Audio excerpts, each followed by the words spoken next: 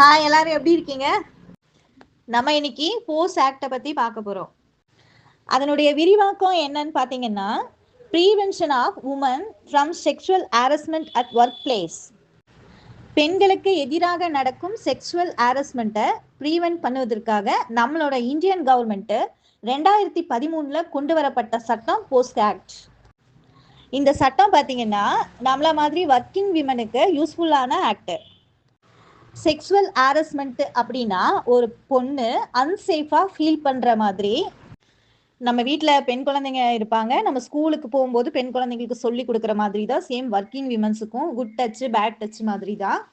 Double மீனிங்கில் பேசுறது, அதே மாதிரி தான் பஸ்ஸில் போகும்போது இடிக்கிறது, இது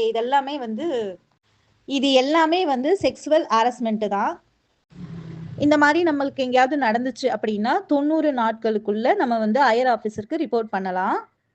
இந்த 90 நாட்களுக்குள்ள நம்ம பண்றது வந்து ரிப்போர்ட் பண்ணும்போது அதற்குண்டான சாட்சிகள் இருந்தாலும் நம்ம வந்து ப்ரொடியூஸ் பண்ணலாம்.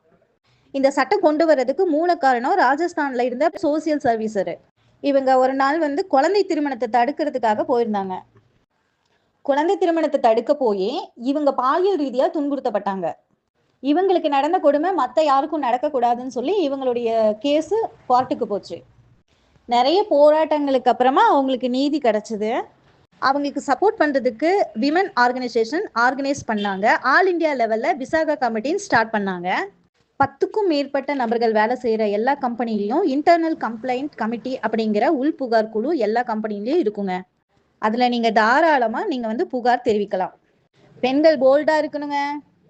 நான் இன்னைக்கு தெரிஞ்சுக்கிட்டதை உங்ககிட்ட ஷேர் பண்ணேன். இது ஆல்ரெடி உங்களுக்கு தெரியும் அப்படின்னா அடுத்தவங்க கிட்ட நீங்க ஷேர் பண்ணுங்க. மேக்சிமம் பெண்களுக்கு ஷேர் பண்ணுங்க.